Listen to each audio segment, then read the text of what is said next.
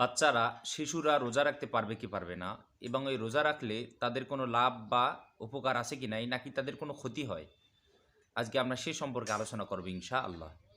কারণ আমাদের মুসলিম কান্ট্রিগুলোতে মুসলমানদের সন্তানেরা, শিশুরা, বাচ্চারা তারা কিন্তু অনেকেই রোজা রাখার একটা ভান করে, বাহানা ধরে যে আমি রোজা রাখবই, এবং এর জন্য তারা কান্নাকাটি করে, বিভিন্ন ধরনের তারা বাহানা ধরে। এবং আমরা মা বাবারাও কী করি, তাদেরকে রোজা না রাখার জন্য আমরা উৎসাহিত করি, যাতে করি তারা যেন রোজা রাখতে না পারে। এই কারণে আমরা তাদেরকে বিভিন্ন দিক দিয়ে আমরা রোজা থেকে তাদের গাফেল রাখতে চাই। তো এই যে ছোট বাচ্চারা তারা যদি রোজা রাখে, এতে তাদের লাভ হবে না, লাভ হয় না ক্ষতি হয় নাকি, ইসলাম কি বলে এই সম্পর্কে এটা জানা কিন্তু প্রত্যেকটা মুসলমানের জন্য ফরজ। এই কারণে চলুন আজকে আমরা জেনে নেই ছোট বাচ্চারা রোজা রাখলে তাদের লাভ হবে না ক্ষতি হবে, এবং এই বিষয়ে ইসলাম কি বলে।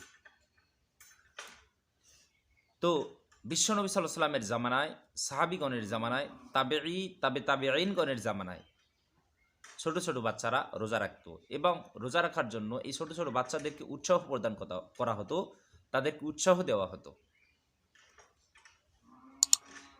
তার কারণ হলো এই বাচ্চাদেরকে ছোটবেলা থেকে যদি তাদেরকে ইবাদতের প্রতি উৎসাহ করা হয়, ইবাদতের একটা অভ্যাস যদি তাদের মধ্যে তৈরি করে দেওয়া হয়, তাহলে বড় হলে তাদেরকে আর বারবার বলা লাগবে না যে নামাজ পড়ো, রোজা রাখো, এই কাজ করো, সেই কাজ করো, এটা কি আর বলা লাগবে না।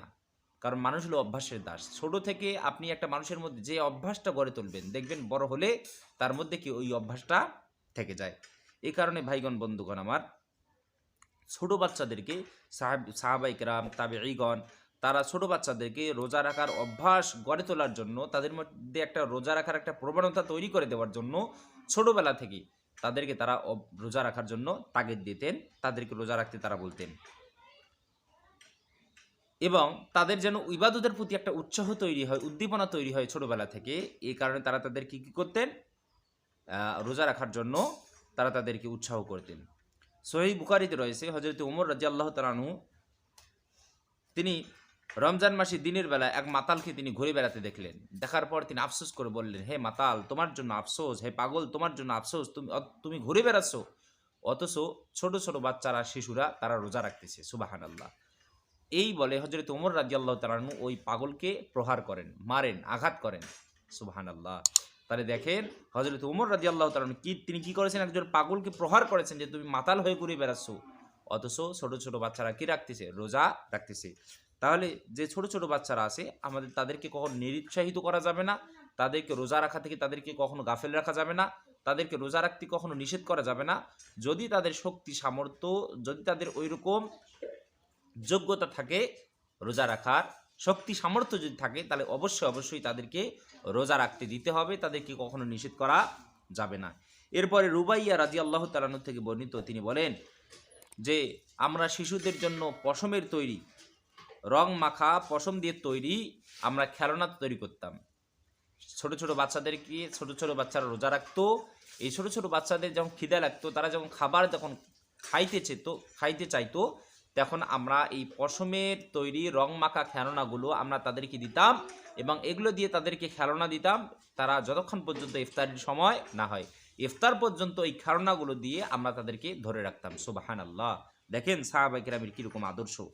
তাহলে আমরা আমাদের ছোট বাচ্চাদেরকে রোজা রাখতে দেব, যাতে করে তাদের মধ্যে অভ্যাস তৈরি হয়, ইবাদতের প্রতি তাদের একটা উৎসাহ তৈরি হয়। এ কারণে আমরা তাদেরকে রোজা রাখতে আমরা উৎসাহ দিব, কখনো আমরা তাদেরকে নিরুৎসাহিত করব না।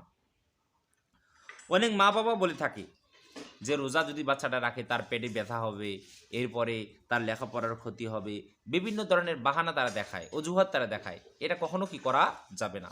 আমাদের সমাজের আজকে অনেক ছেলেপেলে নামাজ পড়ে না, তার কারণ কি, ছোটোবেলা থেকে আমরা তাদের মধ্যে ওই অভ্যাসটা তৈরি করি নাই, তাদেরকে মসজিদ নিয়ে যাই নাই, তাদেরকে ইবাদতের প্রতি আমরা কোনো উৎসাহ দেই নাই, যার কারণে বড় হলে তারা নামাজ পড়তে যায় না, তারা আল্লাহ তাআলার কোনো ইবাদত বন্দেগী করে না। তাহলে এখন কথা হলো যে আমাদের ছোট ছোট বাচ্চারা অনেকে আছে 3 বছর, 4 বছর, 5 বছর, 6 বছর, 7 বছর, 10 বছর, 12 বছর, এরকম বয়সী ছোট ছোট বাচ্চারা, শিশুরা রয়েছে। তো কত বছর থেকে ছোট ছোট বাচ্চারা রোজা রাখবে?